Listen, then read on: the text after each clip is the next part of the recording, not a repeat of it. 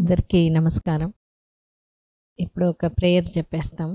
ఇక్కడ చేరి ఉండే ప్రతి తల్లిదండ్రులు కూడా మంచి బిడ్డ అంటే దీర్ఘాయుష్తో, మంచి ఆరోగ్యం, మంచి తెలివితేటలు, మంచి గుణాలు, తల్లిదండ్రుల్ని బాగా అర్థం చేసుకొని లాస్ట్ వరకు సపోర్ట్గా ఉండడం, నిజాయితీగా ఉండడం, అన్నిట్లో సక్సెస్ఫుల్గా రావడం, ఇటువంటి మంచి బిడ్డల్ని మనం అందరూ తీసుకుంటాము.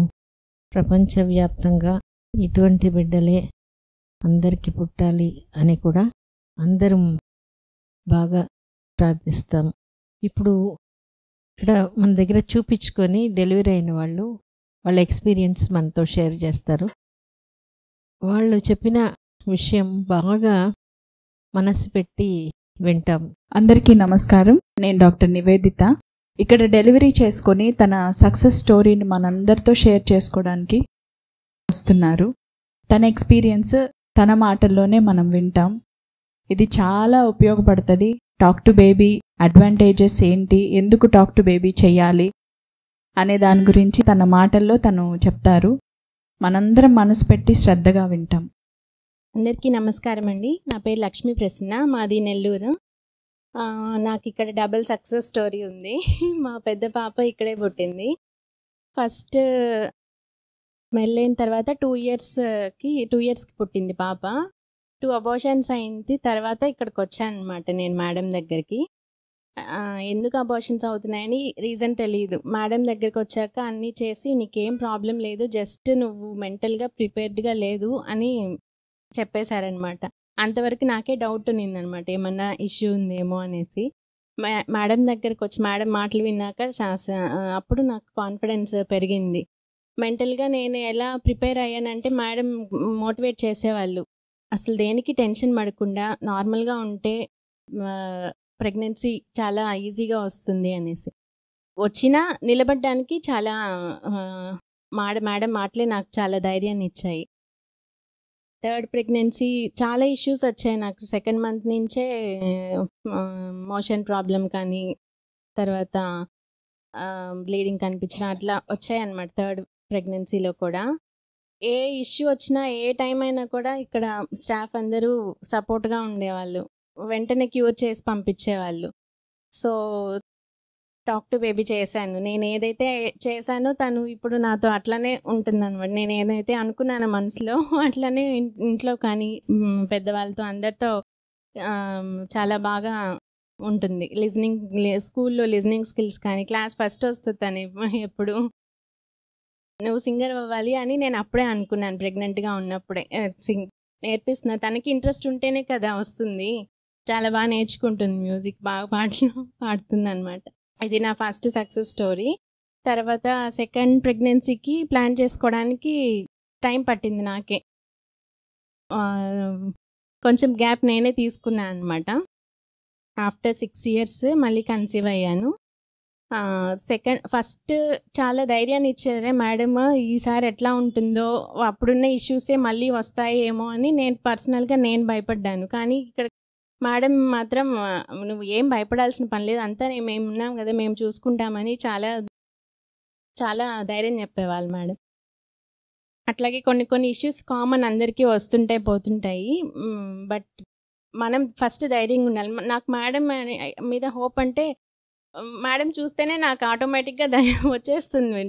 ఆ ధైర్యం అనేది వస్తుంది మేడం మాటల్లో. ఏమున్నా ఇష్యూ సాల్వ్ అయిపోతుంది అనే ధైర్యం వచ్చేస్తుంది ఆటోమేటిక్గా. అట్లా 5th మంత్లో కొంచెం ఇష్యూ వచ్చింది. ఆ మంత్లోనే సెట్ అయిపోయింది. ఎట్లా అంటే మెంటల్గా నువ్వు కొంచెం ఏదో డిస్టర్బెన్స్కి ఉన్నావు అనేసి కౌన్సిలింగ్ ఇచ్చారు మేడం. సో ఆ ఆలోచనలన్నీ పక్కన పెట్టేశాను ఫస్ట్. మేడం దగ్గరకు వచ్చాక అది నాకు సెట్ అయిందనమాట. దెన్ డెలివరీ టైం అప్పుడు 3 days అయింది. నేను 36 weeksకి తను పుట్టింది. 2nd పాప కూడా అట్లనే అవుతుంది అనుకున్నాను. 36 weeks కరెక్ట్గా అట్లనే డెలివరీ అయిపోయింది నాకు. 3 days ఉన్నాను హాస్పిటల్లో. ఇంకా బయట ఎక్కడైనా అయితే నాకైతే ఖచ్చితంగా సిజేరియన్ చేసేవాళ్ళు డెలివరీ టైంలో. 3 days కూడా కొన్ని పెయిన్స్ వస్తున్నాయి, డెలివరీ అవ్వట్లేదు. అయినా హోప్ ఎక్కడ వదులుకోలేదు. నార్మలే చేస్తారు మేడం, ఇక్కడే ఉండాలి అనేసి జాయిన్ అయిపోయాను. జాయిన్ అయిన 2 days వరకు లైట్గా పెయిన్స్ వస్తున్నాయి పోతున్నాయి, కానీ హోప్ అయితే వదలి. ఇంట్లో వాళ్ళు కొంచెం నమ్మకం తగ్గింది, అయినా కూడా నేను ఇక్కడే ఉంటాను, నార్మల్ చేయించుకొనే వెళ్తాను అని నేను పట్టుబట్టి కూర్చున్నాను. 3rd dayకి మేడం నార్మల్ డెలివరీ చేసేసారు. కొంచెం ధైర్యంగా మనకి మనం చెప్పుకోవాలి ఫస్ట్ బేబీకి. సో 3rd డేకి 10 minutesలో వెళ్ళాను, 10 minutesలో డెలివరీ చేసుకొని వచ్చేసాను. ఇప్పుడు పాప చాలా బాగా రెస్పాండ్ అవుతుంది. 2nd month 3rd month నుంచి అందరినీ చూడడం, నవ్వడం చాలా హ్యాపీగా ఉంది నాకు.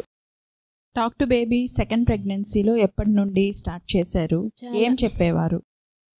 నేను చాలా ఎర్లీగా స్టార్ట్ చేశాను. తనప్పుడు 3rd 4th month అప్పుడు. ఇప్పుడు కూడా సేమ్ 2nd month నుంచే నేను టాక్ టు బేబీ అనేది స్టార్ట్ చేశాను. డెలివరీ మనం నార్మల్గా ఫ్రీగా చేసుకోవాలి అని సపోర్ట్ చేస్తూ వచ్చాను. మెంటల్గా నేను నార్మలే చేసుకుంటాను, నువ్వు సపోర్ట్ చేయాలి బాగా అని చెప్పి మా హస్బెండ్ కూడా నాకు చాలా సపోర్ట్ ఇచ్చేవాళ్ళు. మేడం ఇద్దరం కలిసే వస్తాం, మేడం చెప్పే తను కూడా బాగా వినేవాళ్ళు, మేడం చెప్పినవన్నీ ఫాలో అయ్యేవాళ్ళు. బాగా సపోర్ట్ చేసి ఇట్లానే పెట్టి చెప్తూ ఉండేవాళ్ళు. తనే మేము ఏమైతే చెప్పామో సేమ్ తను అట్లనే రెస్పాండ్ అయ్యింది. ఎక్కడా కూడా ఆపరేషన్ అనే దానికే వెళ్ళకూడదు అని ఫస్ట్ నుంచే చెప్తూ వచ్చాం. నాకు ఫస్ట్ నుంచి కూడా ఆపరేషన్ అనే దానికి వెళ్ళాలని నేను అనుకోలేదు ఫస్ట్, ఇంట్లో వాళ్ళు చెప్పినా కూడా.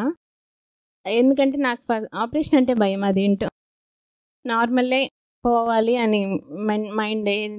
ఎంత కష్టమైనా సరే పర్లేదు, నార్మల్కే వెళ్ళాలి అని అనుకున్నాను. దానికి కొంచెం ఇష్యూస్ ఉన్నా కూడా ఏం పర్లేదమ్మా, నీకు నార్మల్ అవుతుందని మేడం కూడా సపోర్ట్ ఇచ్చారు. ఆ సపోర్ట్ వల్లే నేను సక్సెస్గా చేసుకోగలిగాను. లేదు అంటే కొంచెం భయం అనేది ఉంటుంది ఎవరికైనా, కానీ మీరు చెప్పే ధైర్యంలోనే మాకు సపోర్ట్ అనేది దొరుకుతుంది మేడం. ఇక్కడ స్టాఫ్ సపోర్ట్ ఎలా ఉన్నింది మీకు డెలివరీ, అంటే సెకండ్ డెలివరీ టైంకి ఎట్లా ఉన్నింది? స్టాఫ్ ఫస్ట్ నుంచి కూడా ఫస్ట్ టైం కానీ సెకండ్ టైం కానీ అసలు చాలామంది ఉన్నారు ఇక్కడ. 7 years చూస్తున్నాను కదా, సేమ్ చాలామంది ఉన్నారు. నన్ను చూడంగానే గుర్తుపెడతారు. స్టాఫ్ మాత్రం అల్టిమేట్ అసలు.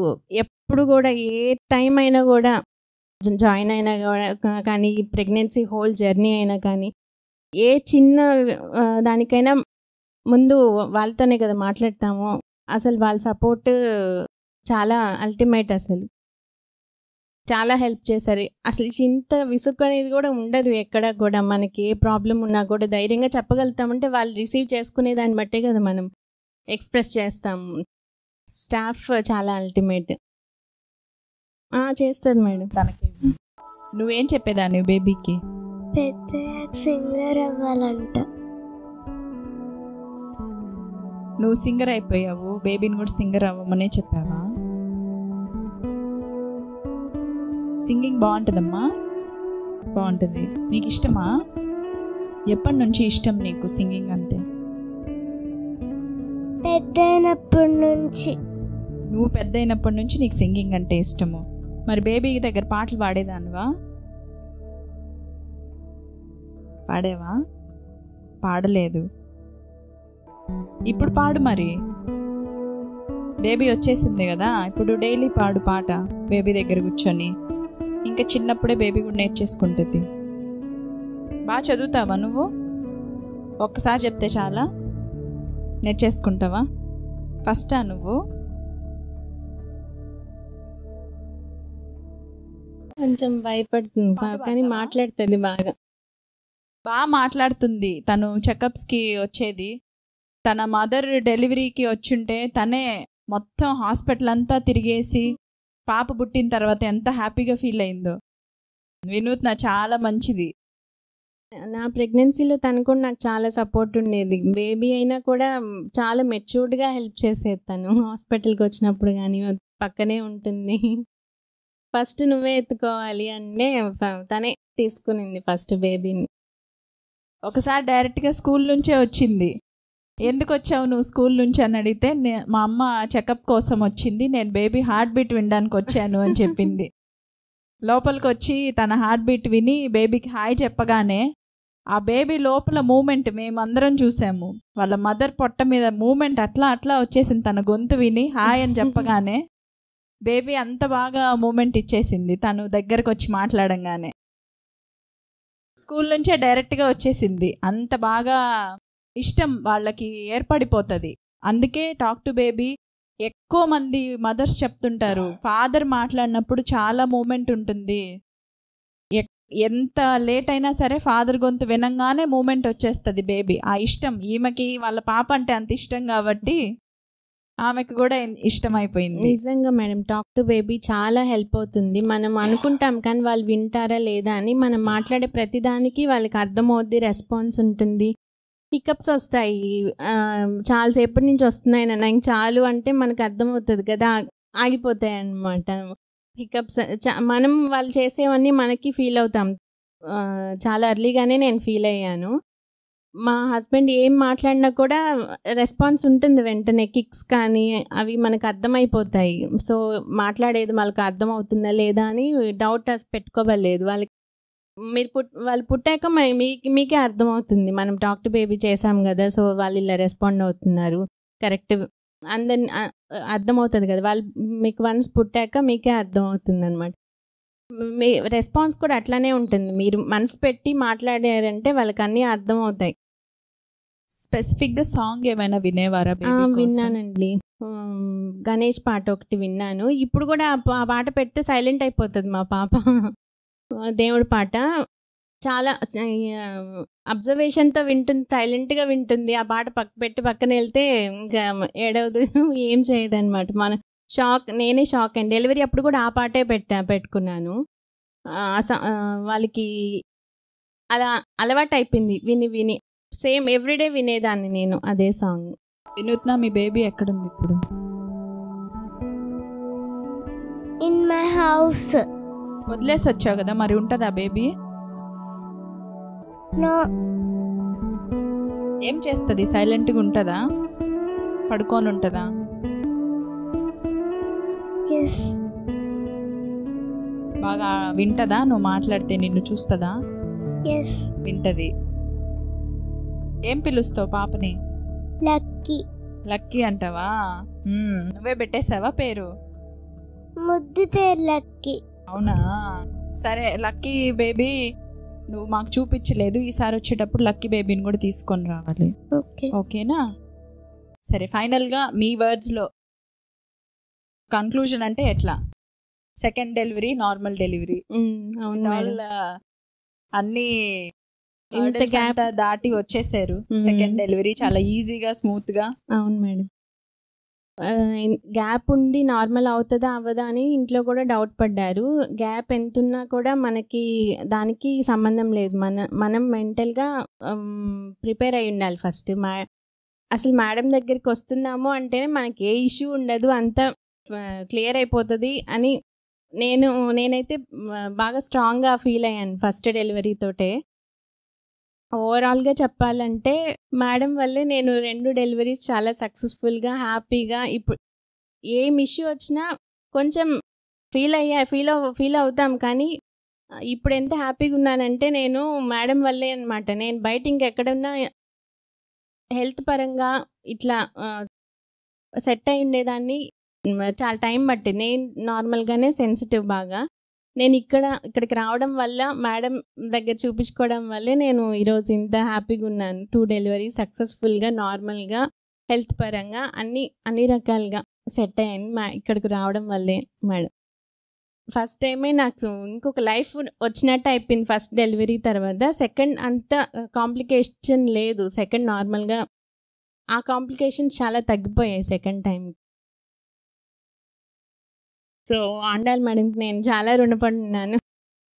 మేడం చూస్తే నాకు చెప్పలేనంత ధైర్యం అనమాట. అది ఆటోమేటిక్గా వచ్చేస్తుంది, అదేంటో కానీ నాకు. సో ఇక్కడికి రావడం వల్ల నాకు చాలా హ్యాపీగా ఫీల్ అవుతున్నాను మేడం. Thank you.